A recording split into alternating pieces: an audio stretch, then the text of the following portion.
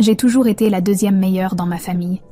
Pas la préférée, pas l'enfant prodige, juste Sophie, la comptable. Mon frère Théo, en revanche, a toujours été la prunelle des yeux de nos parents. Quand nous étions enfants, Théo recevait le nouveau vélo, tandis que j'héritais de ses vieilleries. Pour les anniversaires, il recevait des consoles de jeux coûteuses, alors que je me contentais de livres ou de vêtements. Au lycée, maman et papa assistaient à chacun des matchs de football de Théo, mais ils ne sont venus qu'à une seule de mes compétitions de débat, la finale, que j'ai gagnée d'ailleurs. Même là, ils ont passé la moitié du temps à parler de combien Théo aurait été fier. Le testament de grand-père n'était que la cerise sur le gâteau d'une vie de favoritisme. Théo a reçu la spacieuse maison de 4 chambres dans le beau quartier, tandis que j'ai hérité d'une modeste maison de 2 chambres à la périphérie de la banlieue. Maman avait supplié grand-père de laisser la plus grande maison à Théo. Je l'ai entendu un jour, bien qu'elle ne l'ait jamais su. « Papa, s'il te plaît, » avait-elle dit, « Théo va fonder une famille un jour. Il a besoin d'espace. » Sophie se contentera très bien de la petite maison. Je ne me suis jamais plainte de tout cela. À quoi bon? Dans notre famille, Théo passait en premier. C'était comme ça. Je n'ai donc pas été surprise lorsque, lors de notre dîner familial mensuel, Théo et sa femme Manon se sont éclaircis la gorge d'un air théâtral et ont annoncé qu'ils avaient de grandes nouvelles. « Nous avons décidé de vendre la maison », a déclaré Théo, souriant largement. « J'ai failli m'étouffer avec mon eau. Nous investissons dans une opportunité incroyable », a poursuivi Manon, pratiquement bondissante sur sa chaise. L'ami de Théo, Julien, a ce projet d'entreprise fantastique et nous entrons au rez-de-chaussée. Maman et papa ont applaudi avec joie. « Oh, comme c'est merveilleux !» s'est exclamée maman. « Quel genre de projet d'entreprise ?» ai-je demandé prudemment. « C'est compliqué », a répondu Théo en agitant la main avec dédain. Julien démarre cette plateforme technologique qui met en relation les investisseurs avec les startups. Ça va révolutionner le monde du capital risque. Nous allons gagner tellement d'argent, a ajouté Manon. Julien prévoit un rendement de 300% dès la première année. 300%, ai-je répété en posant ma fourchette. Ça semble suspect. Écoutez, vous avez 2 jeunes enfants. Emma n'a que 5 ans et Lucas vient d'avoir 3 ans. Êtes-vous sûr que vendre votre maison est la meilleure décision? Pourquoi ne pas investir quelques économies à la place? La température dans la pièce semblait chuter de 10 degrés.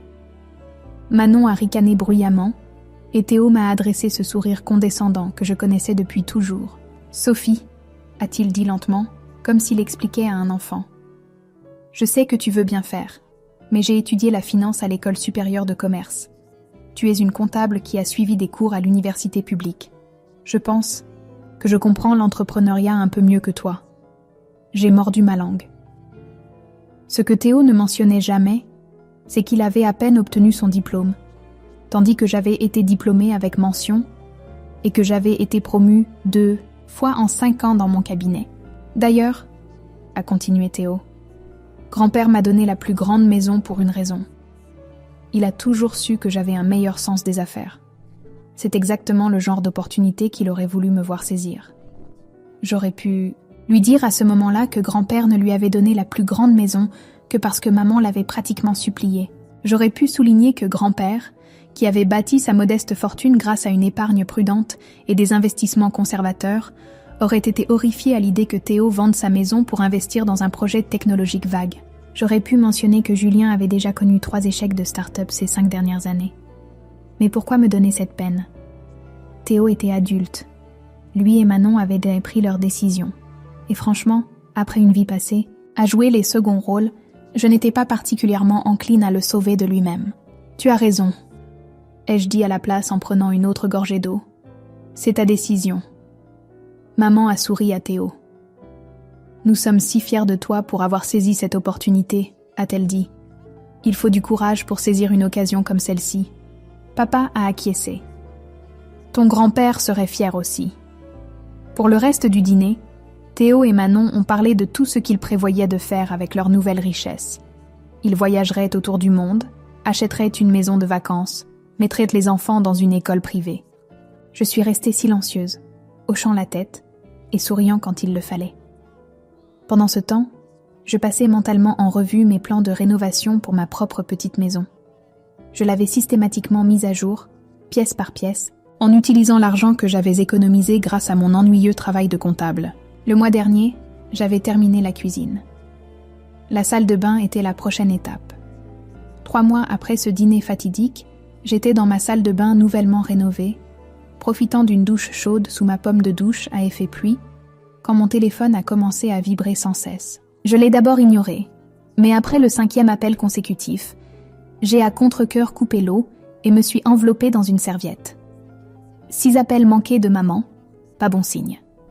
Je l'ai rappelé immédiatement, l'eau goûtant encore sur le sol de ma salle de bain. « Sophie, Dieu merci », a répondu maman, la voix tendue. « Peux-tu venir ? C'est à propos de Théo. » 1 heure plus tard, je me suis garée dans l'allée de mes parents et j'ai immédiatement remarqué quelque chose d'étrange. Une montagne de bagages et de cartons empilés sur le porche. Avant même que je ne puisse sonner, la porte s'est ouverte et j'ai failli être renversée par Emma et Lucas qui se sont précipités contre mes jambes. « Tante Sophie !» a crié Emma.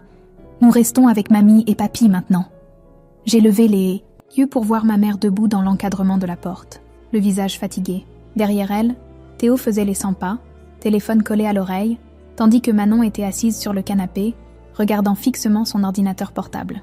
« Que se passe-t-il » ai-je demandé, bien que j'en avais déjà une assez bonne idée. Maman m'a fait entrer et a fermé la porte. « Théo et Manon ont dû quitter leur appartement », a-t-elle chuchoté. Le loyer était simplement trop élevé. Ah, ils avaient donc déjà dépensé tout l'argent de la maison.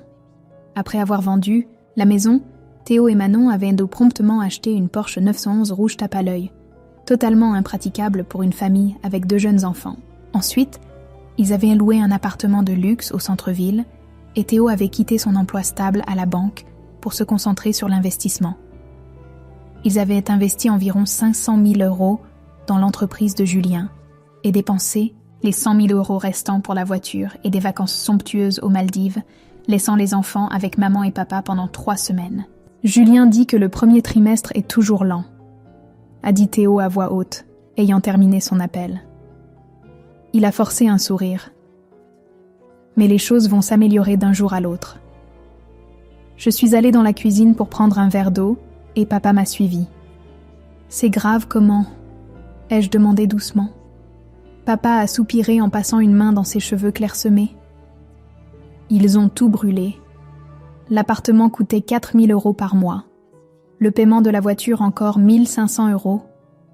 Ils ne pouvaient si pas suivre. Et l'investissement ? Le visage de papa s'est assombri. Julien continue de dire qu'ils sont sur le point d'une percée, mais il a secoué la tête. J'ai un mauvais pressentiment. Au cours des semaines suivantes, j'ai observé de loin Théo qui se démenait pour trouver du travail. Il a finalement accepté un poste dans une concession automobile, un pas en arrière significatif par rapport à son poste bancaire précédent. Mais au moins c'était quelque chose. Pendant ce temps, Manon essayait de faire bonne figure, publiant des photos soigneusement sélectionnées sur les réseaux sociaux qui laissaient croire que tout allait bien. Mais tout n'allait pas bien. La modeste maison de retraite de mes parents n'était pas conçue pour 6 personnes. Maman m'a appelé un soir, l'air épuisé. « Sophie, ma chérie, je déteste demander, mais... » Elle a hésité. Nous avons du mal avec les courses pour nourrir. 4 bouches supplémentaires, tu sais. Je savais ce qui allait suivre. « Combien as-tu besoin, maman ? » ?»« Oh, n'importe quel montant serait utile, » a-t-elle dit rapidement. « Nous sommes juste un peu serrés ce mois-ci. J'ai promis de transférer de l'argent immédiatement, optant pour 600 €, assez pour aider, mais pas assez pour grever mon propre budget. » Quand je lui ai dit le montant, elle m'a remercié profusément, bien que je puisse entendre une pointe de déception dans sa voix. Elle avait clairement espéré davantage. Le mois suivant, j'ai reçu un autre appel, puis un autre. Le transfert mensuel de 600 € est devenu régulier. Je ne me souciais pas d'aider, mais je ne pouvais m'empêcher de remarquer que Théo et Manon parvenaient toujours à garder la Porsche, malgré leurs difficultés financières. Les priorités, je suppose. Un soir, j'ai assisté à la fête d'anniversaire de ma cousine Élise. C'était une pause bienvenue du drame familial. Du moins, c'est ce que je pensais. Jusqu'à ce que ma tante Patricia me coince près de la table des desserts. « Sophie, ma chère », a-t-elle chuchoté, regardant autour pour s'assurer que personne n'écoutait. « Comment tiens-tu le coup avec toute cette histoire de Théo ?» J'ai haussé les épaules.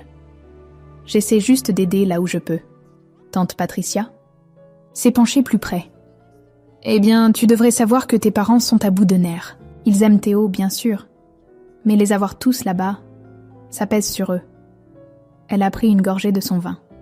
« Et entre toi et moi, ils ont un plan pour arranger les choses. » Quelque chose dans son ton a fait se nouer mon estomac. « Quel genre de plan ? Ils veulent te déménager Théo et sa famille dans ta maison, » a-t-elle dit franchement. « Ta mère pense que ça a tout son sens puisque tu vis seule dans une maison de 2 chambres. J'ai failli lâcher mon assiette. »« Quoi ? Ils disent que ce serait juste pour quelques mois, mais... » Tante Patricia a secoué la tête. « Sylvie m'a dit qu'ils espèrent que tu finiras par simplement déménager et laisser la place à Théo. » Je suis restée figée, tandis que tante Patricia serrait mon bras avec sympathie. « Je pensais que tu devrais savoir. Ça ne semblait pas juste qu'ils complotent dans ton dos. » La fête a continué autour de moi, mais je ne le remarquais à peine. Tout ce à quoi je pouvais penser, c'était l'audace de tout cela. Il ne prévoyait pas seulement de me demander d'accueillir la famille de Théo. Il prévoyait de me pousser hors de ma propre maison. Alors que je conduisais pour rentrer chez moi cette nuit-là, mon esprit s'agitait. Je savais ce qui allait arriver. Les culpabilisations, la pression familiale, l'inévitable, c'est juste temporaire, qui deviendrait en quelque sorte permanent. Et une fois Théo et sa famille installés, on s'attendrait à ce que je paie les factures, que je nettoie après eux et que je finisse par abandonner mon propre espace complètement. Non, pas cette fois. Je n'allais pas les laisser profiter de moi à nouveau. Quand je suis rentrée chez moi, je me suis versé un verre de vin et me suis assise à ma table de cuisine, réfléchissant. Quand le verre était vide, j'avais un plan. Le lendemain matin, je suis entrée dans le bureau de mon patron, David, sans rendez-vous. Il a levé les yeux de son ordinateur, surpris. « Sophie, tout va bien ? Tu te souviens de ce poste de comptable à la succursale de Strasbourg ? » ai-je demandé sans prendre de détour. « Est-il toujours ouvert ? Je veux le poste. » David s'est adossé à sa chaise. « M'étudiant. »« C'est un poste senior, Sophie. Plus de responsabilités, un environnement différent. C'est un grand changement. »« Je suis prête, » ai-je dit. « Je suis ici depuis 5 ans. J'ai constamment dépassé mes objectifs. Mes évaluations de performance sont excellentes. Je suis qualifiée. » David a hoché la tête pensivement.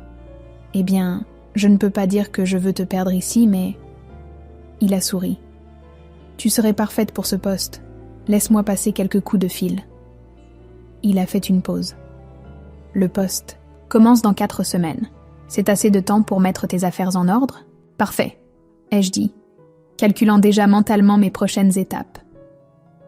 Dès que j'ai quitté le bureau de David, j'ai appelé mon amie Juliette qui travaillait comme agent immobilier. « J'ai besoin de vendre ma maison, » ai-je dit sans préambule, aussi vite que possible. « Eh bien, ton quartier est bon et tu as fait ces belles rénovations, » a-t-elle réfléchi. « Si nous la mettons à un prix agressif, nous pourrions probablement avoir des offres d'ici 1 semaine. Mais Sophie, es-tu sûre de cela ? Je n'ai jamais été plus sûre de quoi que ce soit dans ma vie, » ai-je dit fermement. Les 2 semaines suivantes ont été un tourbillon. Juliette a fait des merveilles, et nous avions 3 offres concurrentes dans les 5 jours suivant la mise. En vente. J'ai accepté la plus élevée, 285 000 €, soit 45 000 € de plus que ce que j'avais payé il y a 4 ans. Pas mal pour une petite maison. Pendant ce temps, j'ai fait des recherches sur les appartements à Strasbourg, me concentrant sur les zones proches de la succursale de l'entreprise. L'immobilier était moins cher là-bas que dans ma ville actuelle, et j'ai trouvé un bel appartement d'une chambre dans un immeuble moderne avec une salle de sport et une terrasse sur le toit pour 220 000 €. J'ai fait une offre immédiatement et j'ai commencé le processus d'achat. À travers tout cela, je n'ai rien dit à ma famille de ce que je faisais. Maman a appelé 2 fois, une fois pour me remercier du transfert d'argent mensuel et une fois pour me demander nonchalamment si je serais libre pour dîner samedi prochain. Nous avons des choses dont nous voulons discuter avec toi, a-t-elle dit, essayant de paraître désinvolte. Bien sûr, maman, ai-je répondu tout aussi décontractée. J'y serai.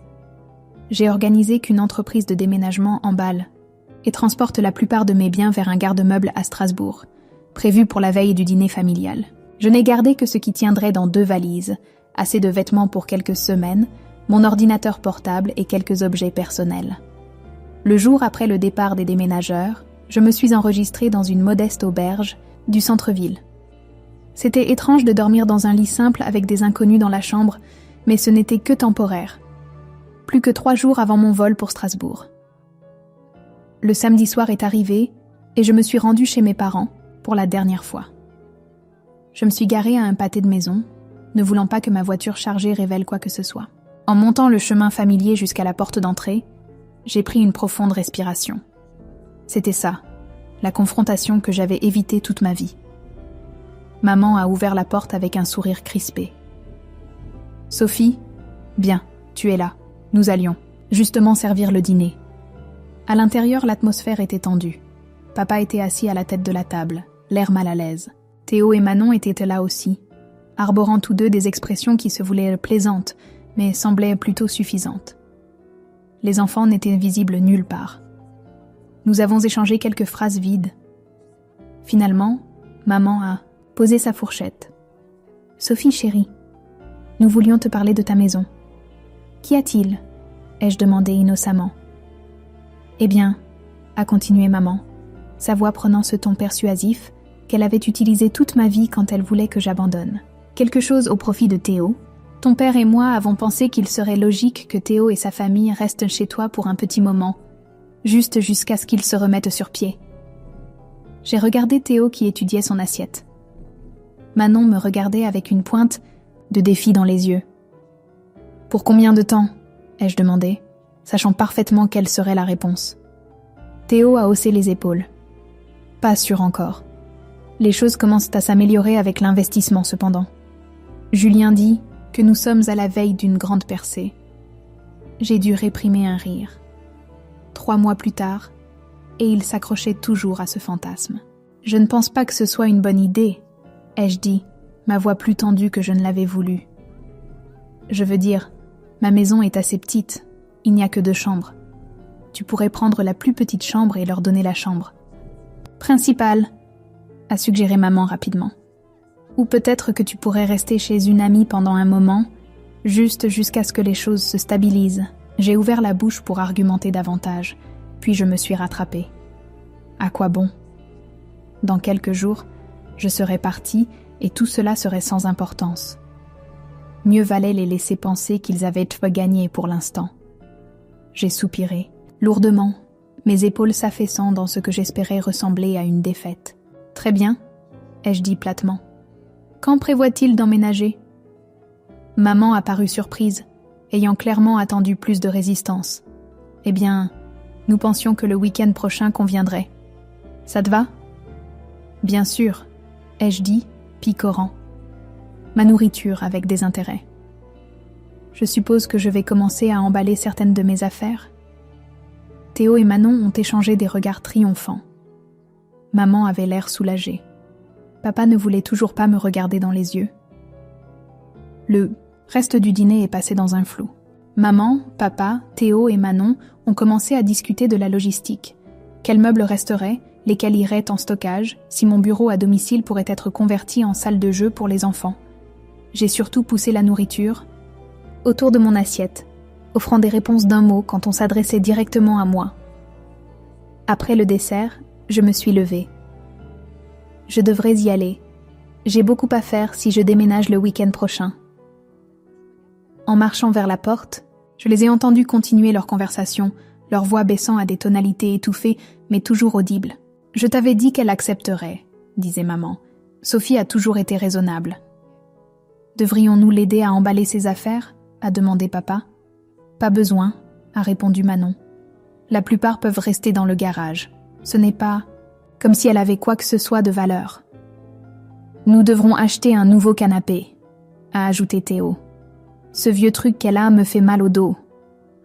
J'ai fermé la porte d'entrée doucement derrière moi, leur voix s'estompant alors que je m'éloignais. Ils m'avaient déjà oublié, planifiant déjà comment prendre mon espace, effacer ma présence, remplacer mes affaires par les leurs. Mais ils ne savaient pas qu'il n'y aurait rien à prendre. De retour à l'auberge, j'ai vérifié mon téléphone pour trouver un texto de maman. « Merci de comprendre, ma chérie. Ton frère est si reconnaissant. » Je n'ai pas répondu. À la place, j'ai envoyé un message rapide à Juliette, confirmant que tout était en ordre avec la clôture de la maison. Elle a répondu immédiatement. « Tout est bon. Les nouveaux propriétaires reçoivent les clés jeudi. » Le lendemain matin, je me suis réveillée tôt. J'ai quitté l'auberge et me suis dirigée vers l'aéroport. Alors que l'avion décollait, m'emportant vers ma nouvelle vie à Strasbourg, j'ai senti un poids se soulever de mes épaules. Mon nouvel appartement serait prêt dans 2 jours. Mon nouveau travail commençait dans 1 semaine. Il me restait environ 65 000 € de la vente de la maison après l'achat de l'appartement, que je prévoyais d'investir de manière conservatrice, bien sûr, contrairement à certaines personnes que je connaissais. Ma première semaine à Strasbourg s'est écoulée dans un flou agréable. Je me suis installée dans mon nouvel appartement. Un élégant une chambre avec des fenêtres du sol au plafond et une vue sur la ligne d'horizon de la ville. Le quartier était vibrant, plein de petits cafés et de boutiques. Mon nouveau poste venait avec un bureau d'angle et une augmentation de 15%. Tout se passait parfaitement. Jusqu'au jeudi soir, exactement 1 semaine après mon départ. J'étais en train de déballer les dernières boîtes de ma cuisine quand mon téléphone a explosé de notifications. 27 appels manqués en l'espace de 2 heures, 15 de maman, 8 de papa et 4 de Théo, plus des dizaines de textos, chacun plus frénétique que le précédent. Je savais exactement ce qui s'était passé. Aujourd'hui était le jour où Théo et sa famille étaient censés emménager dans ma maison. Je pouvais le visualiser parfaitement. Théo arrivant avec un camion de location plein de leurs affaires, frappant à la porte et trouvant des étrangers, y vivant. Je me suis versé un verre de vin et me suis installée sur mon nouveau canapé, me demandant si je devais répondre ou simplement bloquer leur numéro. Avant que je ne puisse décider, mon téléphone a sonné à nouveau. Maman. Contre mon meilleur jugement, j'ai répondu. Sophie Elisabeth Martin. La voix de ma mère était si forte que j'ai dû éloigner le téléphone de mon oreille. Qu'as-tu fait ?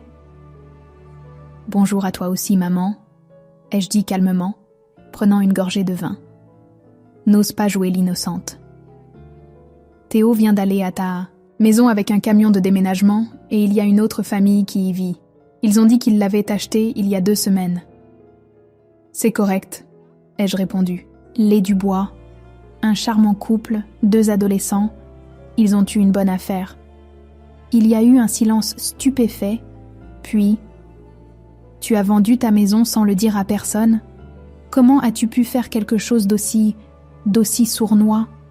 J'ai failli m'étouffer avec mon vin. Sournois ? C'est riche venant de la personne qui prévoyait de me pousser hors de ma propre maison. Un autre silence, puis d'une voix beaucoup plus calme.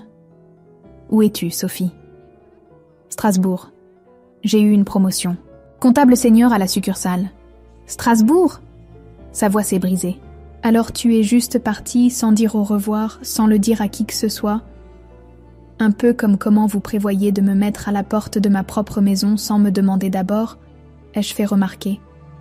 C'était différent, a insisté, maman. Nous sommes une famille, nous avions besoin de ton aide. Non, maman.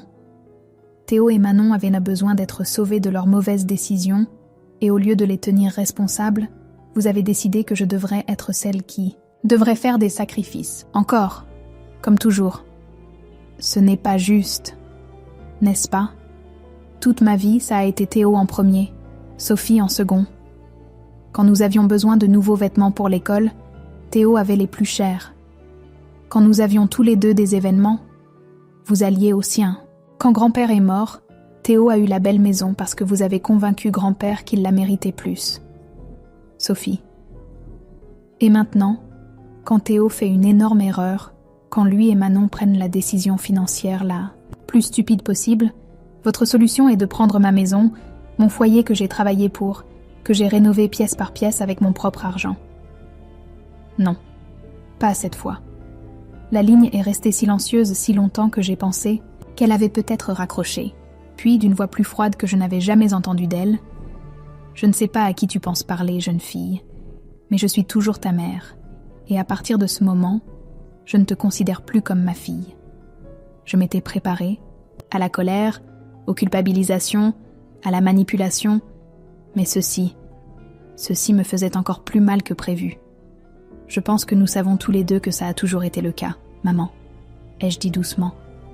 Oh, et j'annule les transferts mensuels.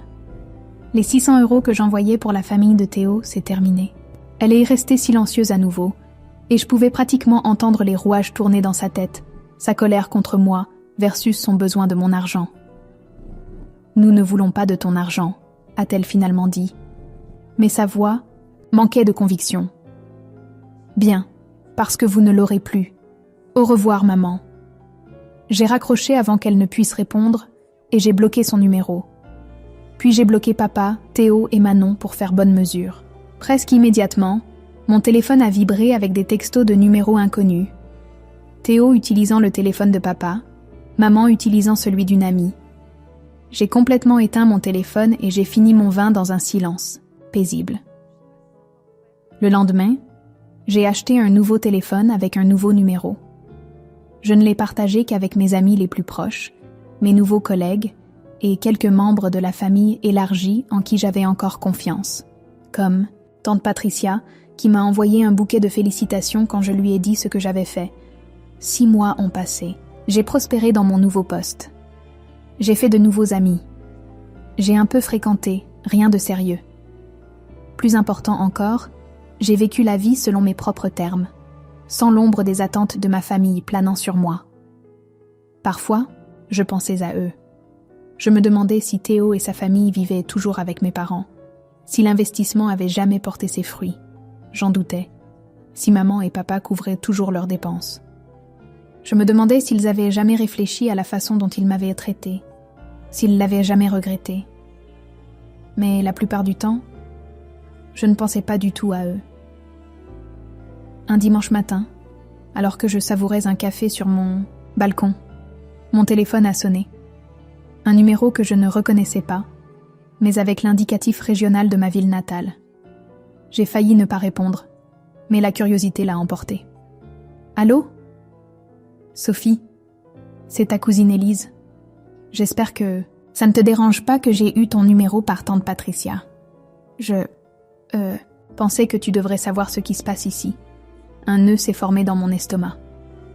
Qu'est-ce que c'est ? Théo et sa famille sont toujours chez tes parents. Ils ont de gros problèmes d'argent. L'investissement était une arnaque totale. Julien est parti avec l'argent de tout le monde il y a des mois. Je ne peux pas dire que je suis surprise, ai-je murmuré. Oui, eh bien, tes parents luttent aussi.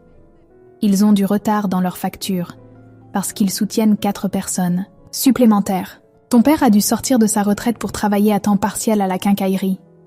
Je n'ai rien dit, attendant la culpabilisation, la supplique pour que j'envoie de l'argent à nouveau. Mais Élise m'a surprise. Je ne te dis pas ça, parce que je pense que tu devrais aider, a-t-elle dit rapidement. En fait, c'est le contraire. Tout le monde dans la famille parle de comment tu étais la plus intelligente à partir quand tu l'as fait. Même ta mère a admis en privé à ma mère qu'il n'aurait pas dû essayer de prendre ta maison. Après avoir raccroché, je suis restée sur mon balcon longtemps, regardant la ville en dessous. Je ne ressentais aucune satisfaction face aux difficultés de ma famille, mais aucune culpabilité non plus. Ils avaient fait leur choix, j'avais fait les miens. Pour la première fois de ma vie, je m'étais choisie moi-même, et je ne retournerai jamais à être la seconde meilleure. Ian. De l'histoire.